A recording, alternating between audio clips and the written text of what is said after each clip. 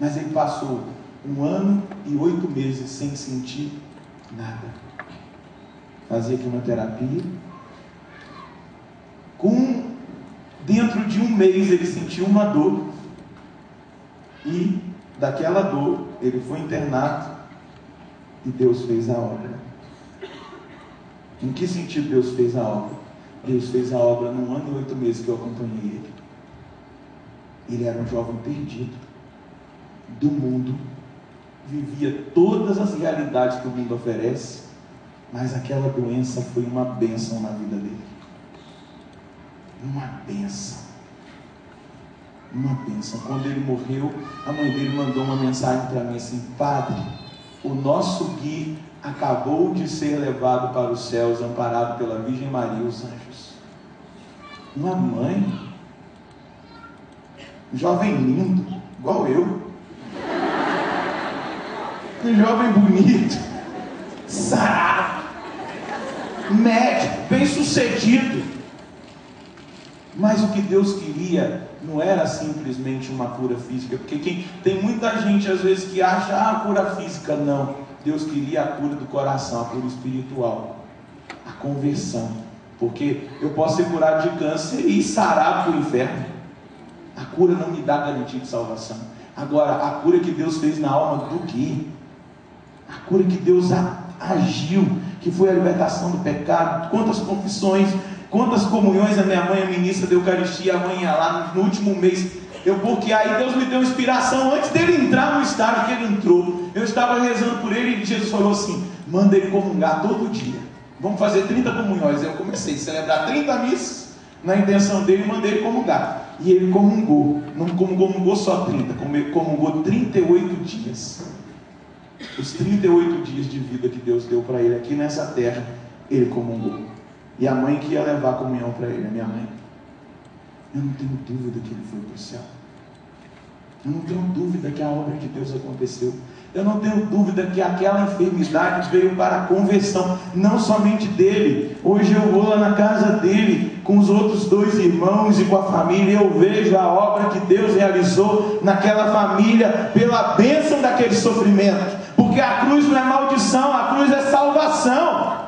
O sofrimento não é maldição, ele é caminho de salvação para aqueles que acolhem de coração aberto a dor, o sofrimento, aquele que não murmura, aquele que não reclama, aquele que não blasfema contra Deus, mas acolhe. E ali, como o apóstolo Paulo diz, eu estou completando na minha carne os sofrimentos que faltaram a Jesus Cristo.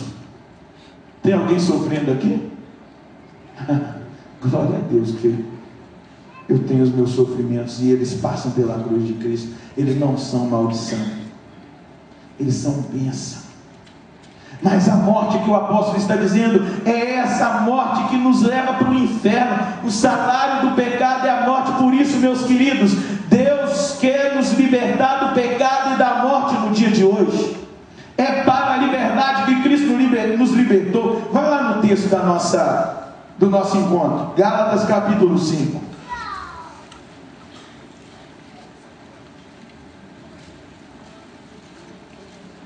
Gálatas capítulo 5, versículo 1, amém?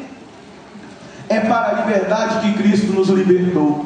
Ficai firmes e não vos deixeis amarrar de novo ao jugo da escravidão. Por que Paulo está dizendo isso? Porque nós somos suscetíveis, porque nós temos essa possibilidade de experimentarmos a libertação. De manhã foi bom ou não foi? A adoração não foi uma bênção? Deus não fez na nossa vida? Mas nós somos vulneráveis. Se nós não permanecermos no Senhor, nós podemos perder a graça que Deus fez na nossa vida. Passa 1 hora, já começa a murmuração, a reclamação, já começa a ver tudo diferente também. A gente não assume, não toma posse, e a gente dá brecha para que o mal atue, e nós não podemos dar essa brecha. Nós temos que assumir a força da libertação que Cristo fez em nós. E aí Paulo vai continuar, vai lá no versículo 13. Sim, irmãos, fostes chamados para a liberdade, porém não façais da liberdade um pretexto para servir a carne. Veja o que Paulo diz: não façais da liberdade um pretexto para servir a carne. Pelo contrário, Tornem-vos servos uns dos outros pelo amor, pois toda a lei se resume neste único mandamento: amarás o teu próximo como a ti mesmo. Mas se vos mordeis, devorais uns aos outros, cuidado para não seres consumidos uns pelos outros. Eu vos exorto: deixai-vos sempre guiar pelo Espírito, e nunca satisfaçais o desejo da carne, pois o que a carne deseja é contra o Espírito, e o que o Espírito deseja é contra a carne. São opostos um do outro, e por isso nem sequer fazeis o que gostaria de fazer. Se porém sois conduzidos pelo Espírito, então não estáis sob o jugo da lei. São bem conhecidas as obras da carne: imoralidade sexual, impureza, devassidão, idolatria, feitiçaria, inimizades, contendas, ciúmes, iras, intrigas, discórdias, facções, invejas, bebedeiras, orgias e outras coisas semelhantes. Eu vos previno, como aliás já os preveni: os que praticam essas coisas não herdarão o reino de Deus. Olha que má notícia. O mundo precisa ouvir isso.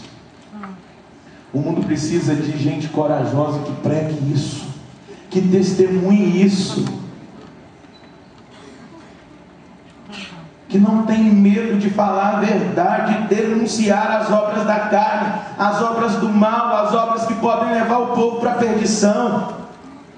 Nós não podemos nos acomodar diante da missão de batizados que nós recebemos, diante da missão que nós recebemos de Deus, de sermos testemunhas dessa obra que Deus já realizou na humanidade, enviando o seu Filho Jesus Cristo, testemunhas da salvação, testemunhas de que é possível viver a graça da santidade, que é possível viver na verdade, que é possível renunciar ao pecado, é possível viver no Espírito, é possível. Por isso que Jesus no Evangelho vai dizer: não tenhais medo daqueles que podem matar o corpo, mas tenham medo daquele que pode matar a alma e levá-la à perdição. Quem é o diabo?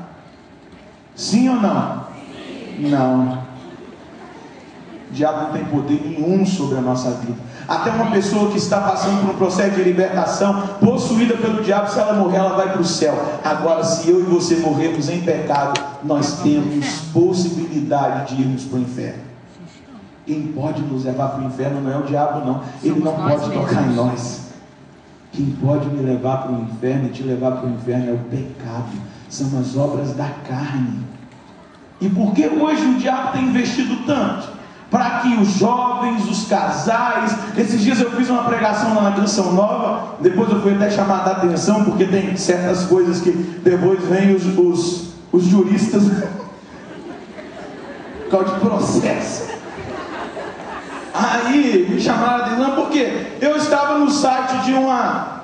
não está sendo transmitido, né? Está gravando. No site da Rede Globo de televisão, e havia saído uma notícia que estava no site deles, que o Banco de Desenvolvimento Internacional havia feito uma pesquisa e foi constatado de um determinado ano até o outro que o aumento do divórcio no Brasil estava diretamente ligado às novelas da Rede Globo.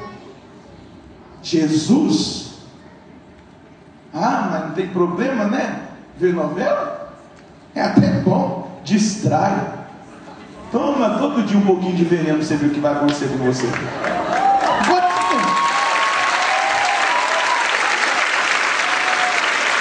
Distrai a cabeça. Distrai a cabeça e pira a cabeça. Porque é só cena de sensualidade, é adultério, e tantas coisas mais. Só que nós estamos começando a viver num tempo onde a gente está vivendo uma mornidão tão grande, voltando àquilo que nós éramos antes, que ele diz aqui: se fosse chamado para a liberdade, não façais da liberdade um pretexto para servir a carne, ficai firmes e não vos deixeis amarrar de novo. Quantos carismáticos no início deixaram de assistir novela, mas então de novo, gotinha. O diabo age conta gota. Toma veneno todo dia. Pega uma bolinha de chumbinho e coloca na água. Todo dia. Você vai ver o que vai acontecer com você. Por quê? porque o diabo está entrando e esfriando o povo de Deus. A gente não percebe. Daqui a pouco você está frio, aí você já não tem mais vontade de ir no grupo de oração, você não tem mais disposição de ir na missa. Vigília então, séculos sem vigília, não tem mais disposição de se colocar diante de Deus. A coisa vai acontecendo, porque é conta a gota, é gotinha por gotinha. Mas você acha que eles estavam se vangloriando no site quando eu li essa notícia. Nós somos responsáveis para o aumento do divórcio no Brasil. Isso é coisa diabólica. Porque você não pense que as coisas são feitas por aí, na pureza, sem intencionalidade.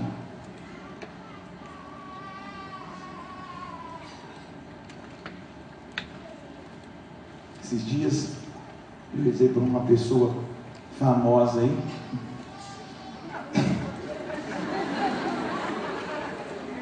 E Deus fez um milagre. Você vai começar aí? Só que eu conhecia ela. E aí o marido queria fazer um churrasco para mim, de agradecimento. Eu fui. Tomei um susto, que era uma mansão. Falei, meu Deus, que é isso? Eu nunca entrei numa casa dessa. Quando eu cheguei lá, o sujeito fez o churrasco para mim. Nós conversamos. E ele disse para mim, tem 25 anos que eu trabalho na Globo. É mesmo? Que bacana.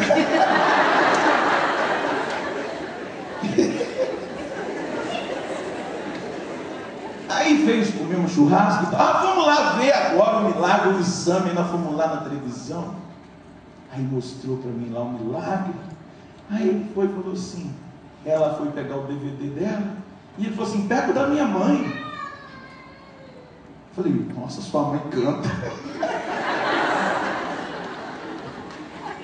Eu não conheço ninguém que faça isso, né? Eu sou o fulano de tal, filho da fulana de tal. Cara famoso.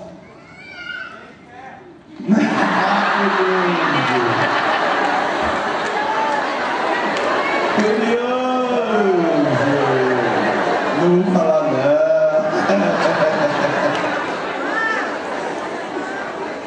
Mas o interessante é que ele disse para mim, na sala, junto com a família, eu trabalho, mas não concordo. E tudo que eu posso fazer para mudar, eu tento fazer. Tudo que eu tento colocar de menos. Porque eu até achei estranho, falei assim, mas trabalha, a casa era só os santos católicos, né? Espalhado. Vão na Aparecida todo mês, aquela coisa toda. Eu falei, Jesus, o Senhor está agindo. Aí eu falei, eu quero ir lá na Canção Nova, padre. Até essa semana eles mandaram mensagem no celular, que estavam levando lá, estavam indo na Canção Nova, que ele falava comigo, só que deu uma tempestade, eu acho que eles passaram direto, na enxurrada, não entraram. Mas eu fui vendo ali a ação de Deus na vida deles, mas também constatando que as coisas não são feitas de uma forma pura, elas são pensadas, elas são tramadas. Para quê? Para esfriar, para atrair as pessoas para aquilo que é o pecado. Vou contar uma história para vocês, talvez vocês não saibam. O Papa Leão XIII, ele estava celebrando a missa. Ele celebrou a missa, ele era assim, ele celebrava a missa e participava de uma, celebrada com o padre, na capela do Vaticano, na casa dele. E ele celebrou a missa e depois ele participava de joelhos da missa de um outro padre. Isso era antes do Concílio Vaticano II, tem toda a realidade. Durante a missa, as pessoas que estavam na capela papal perceberam que ele ficou transtornado. A face dele mudou, tipo uma face de pavor. Acabou a missa, ele pediu, saiu. Eu vou para o meu escritório, não quero que ninguém me incomode. Foi lá e escreveu uma oração. São Miguel Arcanjo, defendei-nos do combate, sede nosso refúgio contra as maldades e as ciladas do demônio. Ordena-lhe Deus, instantemente o pedimos, e vós, príncipe da milícia celeste, pela virtude divina, precipitai ao inferno a Satanás e a todos os espíritos malignos espalhados pelo mundo e pelos ares. Amém. Foi a oração que esse Papa compôs. E sabe por que ele compôs essa oração? Porque ele teve uma visão, a mesma visão que que está narrada no livro de Jó. Satanás se colocou diante de Deus e pediu a vida